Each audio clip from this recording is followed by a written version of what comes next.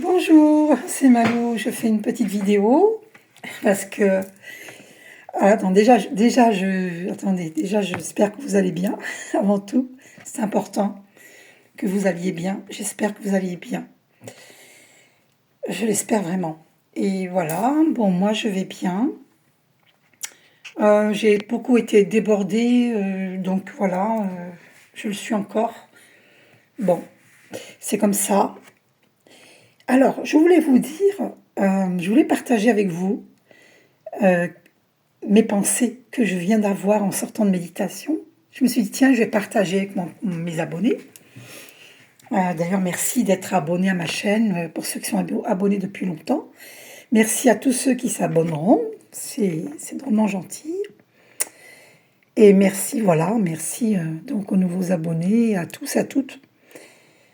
Voilà, n'hésitez pas à vous abonner si ça vous intéresse de faire partie de ma communauté. Voilà, une communauté d'amour, de bienveillance, de paix. Donc, je vais partager avec vous ce que je voulais vous dire.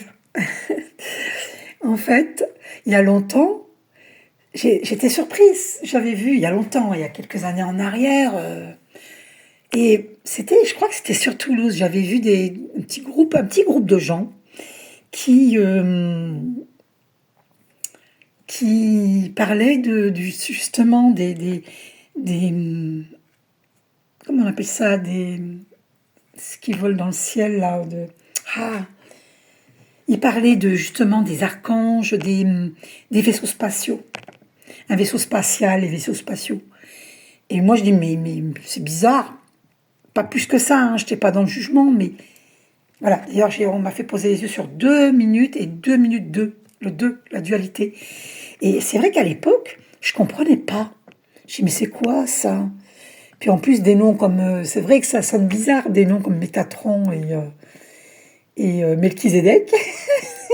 C'est vrai que c'est étonnant, quoi. C'est vrai que quand on ne connaît pas, quand on entend ça pour la première fois, je veux dire, oui, c'est ça, eh ben, ça surprend. Donc, je tenais beaucoup à en parler parce que je me dis, voilà, je vous comprends pour les gens qui se disent, mais c'est quoi ce truc-là? Les archanges, mais qui ne comprennent pas. Moi, je suis passée comme par là, comme vous, hein. Je ne comprenais pas avant. Et c'est marrant parce que les choses me sont venues sur mon chemin, mais je ne l'ai pas fait exprès. C'est venu tout seul par des méditations. C'est assez étonnant. Et, mais après, bon, j'ai eu cette réflexion-là. Je me suis dit, mais après tout, le nom de Gertrude, c'est quand même bizarre. Gertrude, pardon pour celle qui s'appelle Gertrude, hein. C'est vrai que c'est un prénom qui n'est plus à la mode, mais qui existait avant. Peut-être ça existe encore. Mais des noms comme, je sais pas moi, ça surprend quand même. Gertrude, anémone, des noms de fleurs, Marguerite, Angélique, bon, Angélique un peu moins, mais quand même. Et je me suis dit, je vois pas pourquoi on est choqué par Métatron et Melchizedek et pas par Gertrude et Adénome, je sais pas, Adénome, je sais pas, il y a des noms quand même qui sont un peu bizarres, non? Entre guillemets, hein, c'est pas un jugement. Donc voilà, je voulais vous en parler. Et c'est vrai que ça me surprend toujours ces noms-là. Et j'en rigole. J'avais un fou rire tout à l'heure. Alors que, alors que maintenant, je suis complètement dedans. J'y crois quoi. Parce que je ressens une telle lumière quand je fais des méditations comme méditation ascension, où on parle justement des archanges. Et il y a l'archange Métatron et il y a tous les archanges. Hein, archange Jophiel, Ariel, Uriel... plein d'archanges et c'est vrai que je suis assez... Il y a Sandalphon, mais vu les expériences que j'ai vécues, par exemple quand j'ai fait la prière de desimplantation que vous pouvez me demander, hein, ça a un prix, c'est normal puisque tout ce que j'ai, ça fait partie des enseignements que j'ai payés. Ah, 4 minutes 44, tiens c'est rigolo, on m'a fait poser les yeux sur 4 minutes 44, le 4 c'est la stabilité. Oui, alors voilà, moi j'ai stabilisé la paix en moi, c'est grâce aux méditations, c'est grâce aux enseignements. Donc, je n'ai pas hésité à payer les enseignements parce que moi, je m'investis dans ma guérison. Donc, quand je dis les gens ne comprennent pas le mot guérison, ils se disent, mais je suis pas malade. Mais c'est pas ça. C'est qu'il peut y avoir des nœuds dans les chakras, parce que voilà, il y a des choses qu'il faut guérir qui viennent de nos vies antérieures. Et donc, il y a des nœuds dans les chakras quand il y a des blessures d'âme. D'ailleurs, je vous montre ce livre que vous pouvez vous procurer, Les 5 blessures qui empêchent d'être soi-même, hein, de Lise Bourbeau. Ce livre a changé la vie de 1 million de lecteurs. À mon avis, bien plus qu'1 million. Hein. Parce qu'on continue à lire. Hein. Donc, moi, celui-là, je viens de l'acheter. Donc, je l'avais le livre, mais je l'avais prêté et je ne l'ai pas retrouvé. Mais c'est pas grave. Les livres, ça circule, vous savez. Voilà, ça circule. Et puis, je vous suggère aussi de lire Le pouvoir du moment présent d'Eckhart Tolle. D'accord? Donc, il explique dans son livre que si on est dans le passé, ben, on n'est pas dans le présent. Si on est dans l'avenir, on projette l'avenir, et ben, on n'est pas dans le présent. Donc, il est important d'être ici et maintenant, dans le présent. Ici, il faut être ici et maintenant, très présent. Hein? Voilà.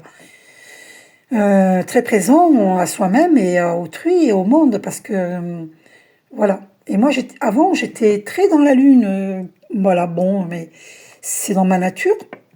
Mais j'apprends à m'ancrer au niveau de l'ancrage de la terre, hein, parce que moi, j'étais trop là-haut, trop dans le ciel. Et je suis très, très, très spirituelle. Bon, en vérité, tout est spirituel, hein, je vous l'ai déjà dit. Mais voilà, pour vous expliquer un petit peu. Et qu'est-ce que je voulais vous dire déjà? Donc ouais, j'en reviens donc à Melchizedek, Métatron. Ça me surprend toujours, hein, malgré que je les connais bien maintenant. D'ailleurs, j'ai vu les archanges, hein, parce que je suis tellement dans de hautes vibrations, je médite tellement souvent et je fais des soins énergétiques. Donc du coup, en plus chez moi c'est un peu comme un ashram, hein, parce que j'ai personne qui vient chez moi. C'est très très rare que j'ai quelqu'un chez moi. Très très rare.